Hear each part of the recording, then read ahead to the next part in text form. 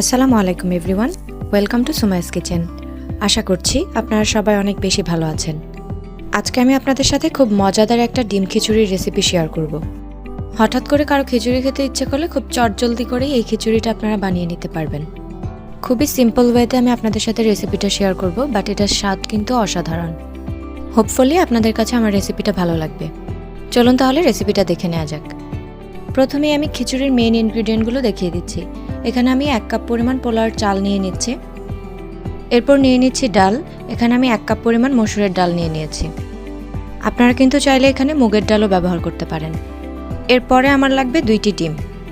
এবার আমি চাল আর ডালটা একসাথে করে ধুয়ে নিব। খুব ভালো করে হাত দিয়ে কচলিয়ে ধুয়ে নিতে হবে। যতক্ষণ পর্যন্ত না এটা থেকে ফ্রেশ পানি বের হচ্ছে ততক্ষণ পর্যন্ত কিন্তু চালটা ধুয়ে নিতে হবে। আমি চাল ডাল ধুয়ে পরিষ্কার করে নিয়েছি। এরপরে আমি এখন এখানে পানি অ্যাড করে দিব। এখানে আমি 4 কাপ পরিমাণ পানি দিয়ে দিচ্ছি। যেই কাপে আমি চাল ডাল মেপেছি সেই কাপেরই 4 কাপ পানি দিয়ে দিয়েছি। এরপর দিয়ে দিচ্ছি একটি তেজপাতা, দিচ্ছি স্বাদমতো লবণ, 1/4 চা চামচ পরিমাণ দিচ্ছি হলুদ গুঁড়া, আর দিয়ে দিচ্ছি 2 চা চামচ পরিমাণ সরিষার তেল। এবার এটাকে আমি চুলায় বসিয়ে দিব। একটু নেড়েচেড়ে মিশিয়ে নিয়ে মিডিয়াম আঁচে আমি এটাকে সেদ্ধ করে নিব। আমার আজকের খিচুড়িটা কিন্তু ভুনা খিচুড়ির মতো ঝরঝরে হবে না, একটু নরম ধরনের যে খিচুড়িটা আছে আমি আজকে সেটাই রান্না করছি। বলক না আসা পর্যন্ত আমি এভাবেই জাল করে নিব। দেখতেই পাচ্ছেন এটা কিন্তু বলক চলে এসেছে, আর পানির পরিমাণটাও কিন্তু অনেকখানি কমে এসেছে। এবার এটাকে অন্য একটা চুলায় আমি অল্প আঁচে বসিয়ে রাখবো। আমি চুলায় আরও একটি বড় প্যান বসিয়ে নিচ্ছি, আর এরপরে এর মধ্যে আমি পর্যাপ্ত পরিমাণে সয়াবিন তেল দিয়ে দিচ্ছি। তেল কিছুটা গরম হয়ে যাওয়ার পর আমি এখানে একটি তেজপাতা দিয়ে দিচ্ছি, 5টি এলাচ, মাঝারি সাইজের 3 টুকরো দারচিনি দিয়ে দিয়েছি। তারপর দিচ্ছি শুকনো মরিচ 2টি। এবার দিয়ে দিচ্ছি 2-3টা লবঙ্গ। তেলের মধ্যে এই মশলাগুলোকে আমি হালকা আঁচে কিছুক্ষণ ভেজে নিব। এতে করে মশলার খুব সুন্দর একটা ফ্লেভার ছড়াবে। অল্প একটু ভেজে নেওয়ার পর আমি এখানে দিয়ে দিচ্ছি পেঁয়াজ কুচি। 1/2 কাপ পরিমাণ পেঁয়াজ কুচি এখানে আমি দিয়ে দিয়েছি। এবার পেঁয়াজটাকে ওই তেলের মধ্যে আমি কিছুক্ষণ ভেজে নিব। পেঁয়াজে যতক্ষণ কিছুটা ব্রাউনিশ কালার না চলে আসছে ততক্ষণ পর্যন্ত এটাকে এভাবে আমি ভেজে নেব। এরপরে এখানে আমি 1 চা চামচ পরিমাণ রসুন বাটা দিয়ে দিচ্ছি, আদা বাটাও দিয়ে দিয়েছি 1 চা চামচ পরিমাণ। এবার মশলাগুলোকে একটু নেড়েচেড়ে এগুলোর সাথে আমি মিশিয়ে নিচ্ছি। দেখতেই পাচ্ছেন পেঁয়াজটা কিন্তু কিছুটা ব্রাউন কালার হয়ে গেছে।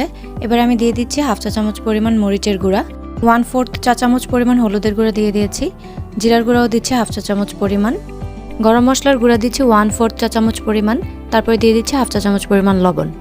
আমি কিন্তু চাল ডালে অলরেডি লবণ দিয়েছি, লবণটা আপনারা বুঝে শুনে অ্যাড করবেন। একটু নেড়েচেড়ে মিশিয়ে নেওয়ার পর আমি এখানে দিয়ে দিচ্ছি একটি টমেটো।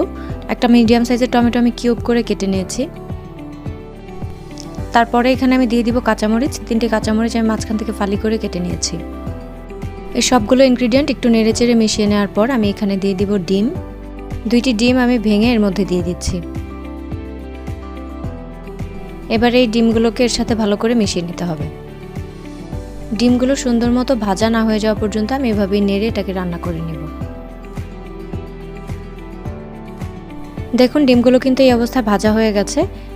এই অবস্থায় আমি অন্য চুলা থেকে উঠিয়ে চাল ডালটা এর মধ্যে ঢেলে দিচ্ছি। এর মধ্যে আমি সম্পূর্ণটাই ঢেলে দিব। আর যেই প্যানে আমি এটা সিদ্ধ করেছিলাম সেই প্যানটা ধুয়ে এখানে আরও 1/2 কাপ পরিমাণ পানি অ্যাড করে নিয়েছি। যেহেতু খিচুড়িটা কিছুটা নরম প্রকৃতির হবে তাই এখানে আরও 1/2 কাপ পরিমাণ পানি অ্যাড করতে পারেন।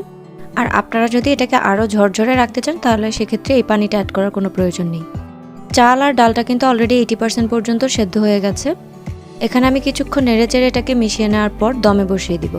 একটা ঢাকনা দিয়ে ঢেকে দিচ্ছি আর একদম মিডিয়াম আছে কিছুক্ষণ পর্যন্ত আমি এটাকে দমে বসিয়ে রাখছি। 5 থেকে 7 মিনিট পর আমি ঢাকনাটা উঠিয়ে নিয়েছি। দেখুন পানিটা কিন্তু একদমই প্রায় শুকিয়ে গেছে। আমি এটাকে আবারও একটু নেড়ে দিচ্ছি। এরপরে এটাকে আর ঢাকনা দিয়ে ঢাকার কোনো প্রয়োজন নেই। হালকা হাতে এটা উপর থেকে নিচ পর্যন্ত ঘুরিয়ে আমি একটু নেড়ে নিব। আর সবশেষে আমি দিয়ে দিচ্ছি ঘি 2 চা চামচ পরিমাণ। ঘিটা আপনারা আপনাদের প্রেফারেন্স অনুযায়ী বাড়িয়ে বা কমিয়েও দিতে পারেন।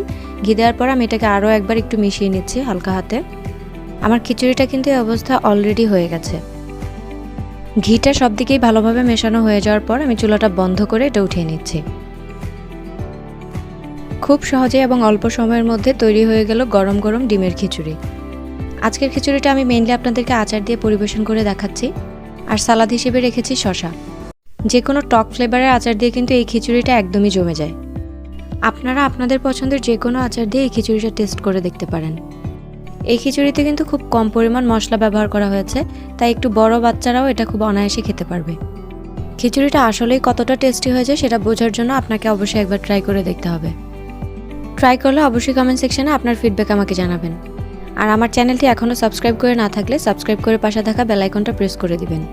দেখা হবে আবার নতুন কোনো রেসিপি নিয়ে। আল্লাহ হাফেজ।